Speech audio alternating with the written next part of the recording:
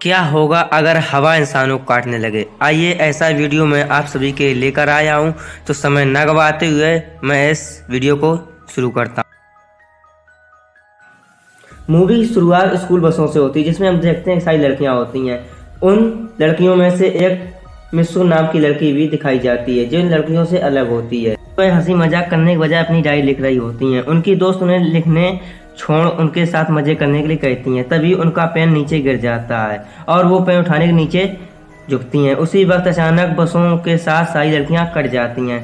मिस्सू बच जाती हैं क्योंकि वह नीचे झुकी हुई होती हैं, और यह भयानक हादसा देखकर मिस्सू काफी ज्यादा डर जाती हैं। दरअसल ये सब एक हवा का झोंका कर रहा था, जो उस वक्त मिस्सू के पीछे पड़ जाता है। लेकिन वह आगे आगे भागती रहती हैं और आगे उन्हें 4 लड़कियां दिखाई देती हैं। उन्हें वो नीचे झुकने के लिए कहती हैं, लेकिन तब तक वो हवा उन्हें काट देती है और मिस्सू एक लड़की के साथ धक्का देकर नीचे गिर जाती है, जिससे वह बच जाती है। और वो ये सब देखकर बहुत ज्यादा डर जाती है। उस समय वहां पर कुछ लड़के साइकिलिंग करते हुए जा रहे थे, तभी वो हवा उन्हें भी काट देती है और मिस्सू की पहली लड़की भी कट जाती है। अब मिस्सू अकेली रह जाती हैं। अब वे अपनी जान बचाने जंगल की तरफ भागती हैं और तभी उन्हें बहुत सारी नदियों में लाशें मिलती हैं। मिस्सू समझ जाती हैं कि ये सब हवा ने किया है। अब वहां पर उन्हें एक स्कूल ड्रेस मिलती है, जो काफी साफ होती है। तभी वो उसके साथ अपने कपड़े एक्सचेंज करके और जंगल से निकलकर अपने स्कूल पहुंच जाती है, जहाँ पर उन्हें अपनी बेस्ट फ्रेंड मिलती है, जिसका नाम लूसी होता है। लेकिन मिस्सू उनसे पूछने लगती है, क्या तुम लूसी हो, क्या तुम्हारे साथ हम पढ़ते हैं। तभी वहां पर एक हवा का झोंका आता है, जैसे मिस्सू डर कर अंदर भाग जाती है।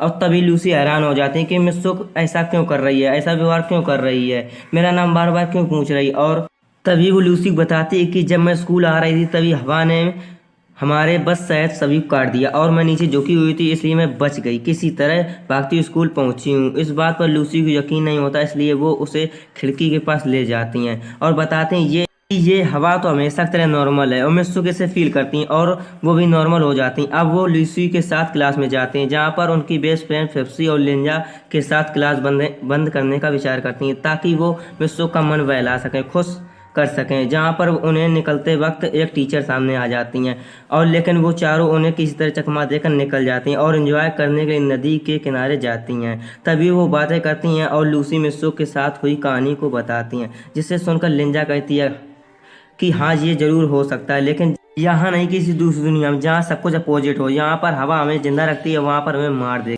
उसी वक्त फ्रेस्पी पानी पर एक पत्थर मारती हैं और अचानक वहां पर एक मगरमच्छ आ जाता है और उसे खा जाता है। असल में ये एक इमेजिनेशन होता है, जो हमें बताता है कि दूसरी दुनिया में कुछ भी हो सकता है।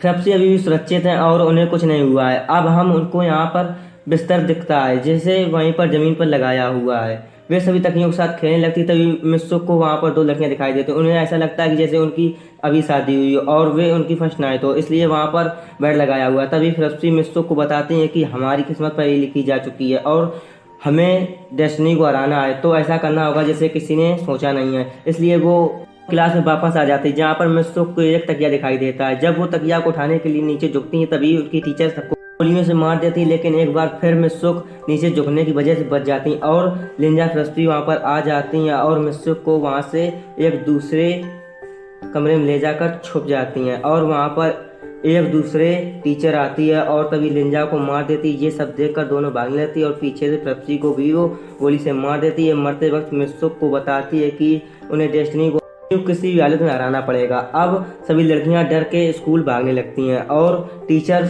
भी गोलियां चला रही थी, जिससे काफी लड़कियां मर जाती हैं और जो लड़कियां आगे बचकर निकल जाती हैं उन्हें हवा काट देती है।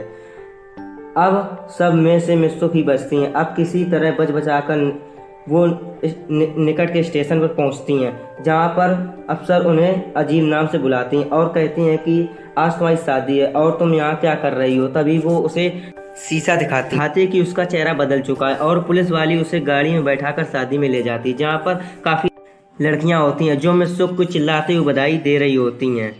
अब जब वो अंदर जाती हैं, तभी उन्हें बेस्ट फ्रेंड लिंजा मिलती है, जिससे मिस्सू पूछती हैं कि ये सब क्या चल रहा है। वो बताती है कि तुम बस चुप रहो, इसे जल्दी ठीक कर दूंगी, अभी हम किसी और कंट्रोल में हैं। अब लिंजा मिस्सू की शादी की ड्रेस पहनाकर चर्च में ले जाती हैं, जहाँ पर कई लड़कियां उनका मजाक बना रही थी, क्योंकि उनके हाथ में कांच का टूटा हुआ टुकड़ा होता है। पर जब वो आगे जाकर देखती हैं कि दूल्हे के रूप में एक सूअर खड़ा है, जिससे देखकर मिस्सू कांच की बोतल उसके अंदर घुसा देती हैं और लिंजा मित्सुक मिलकर सभी लड़कियों को मार देती हैं। अब जब वो दोनों वहाँ से निकलने वाली हैं तभी उनके सामने 2 लड़कियाँ आती हैं और उन्हें भी वो मार देती हैं और भाग जाती हैं। भागते हुए मित्सुक एक शीशे में देखती हैं कि उनका ट्रैक दूसरी लड़की में बदल चुका है जो कि एक रेसर है। तभी कुछ लड़कियां वहां आती हैं और बताती हैं कि तुम्हें ये रेस किसी हालत में जीतनी होगी। ये सोचकर मित्सुक वहां से भागने लगती हैं। तभी आगे जाके उन्हें उनकी फ्रेंड भागती हुई मिलती हैं। मित्सुक बताती है कि तुम्हारी दुनिया छोड़कर जाना होगा। ये सुनकर मित्सुक अपना ट्रैक बदल लेती हैं और वहाँ से भागती हुई एक अंधेरी सी वाली जगह पहुँच जाती हैं जहाँ पर उन्हें एक लड़की मिलती है जो उसे अंदर ले जाती है।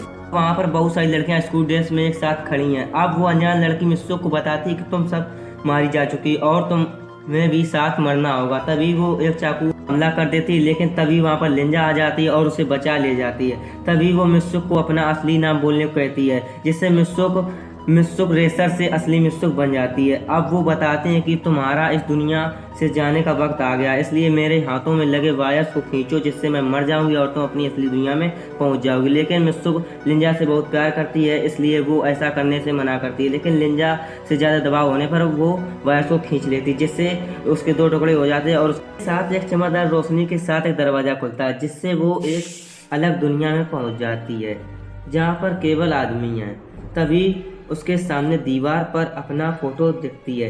जब वो उसे देख रही होती तभी वहाँ पर एक लड़का आता है और उसे बताता है कि तुम फ्यूचर में हो, जिससे मित्सुक सुनकर वहीं पर बेहोश हो जाती हैं। जब वो उन्हें होश आता है तो वो अपने आप को एक ओल्ड मैन के पास पाती हैं जो वीडियो गेम खेल रहा है और वहाँ पर बहुत सारी लड़कियाँ खड़ी हैं। असल में वो ओल्ड मैन वहीं से उन्हें कंट्रोल कर रहा है। अब वह आदमी मित्सुक के पास आता है और बताता है कि तुम इस वीडियो गेम का एक हिस्सा थी, हालांकि तुम पहले मर चुकी थी। बाकी मैंने तुम्हारे डीएनए को यूज कर फिर से तुम्हें जिंदा किया और इस पुतले की तरह इस गेम में डाला ताकि तुम सब लोगों को एक्साइटेड कर सको। तभी ओल्ड मैन मित्सुक के एक लड़के के साथ सोने को कहता है और मित्सुक सब कुछ समझ नहीं पाती और उसके साथ सोना पड़ता है। लेकिन तभी उन्हें याद आता है कि उसकी दोस्त कहती थी तुम्हें इतनी को हराना है तो कुछ ऐसा करना होगा जिससे किसी ने सोचा ना हो। इसे सोचकर लड़के को गला लगाने लगती हैं और उससे कहती हैं कि अब मैं तुम्हें हम सबको खिलौने की तरह खेलने नहीं दूंगी और अपने आप को मार लेती हैं। इसे देखकर ओल्ड मैन बहुत ज़्यादा चिल्लाने लगता है और उसके बाद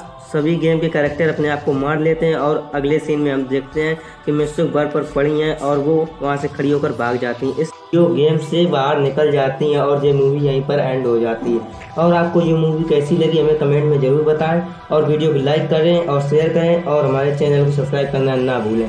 थैंक यू। अब मैं मिलूँगा आपको एक न्यू वीडियो के साथ, तब तक के लिए टाटा bye bye, see you, all the best.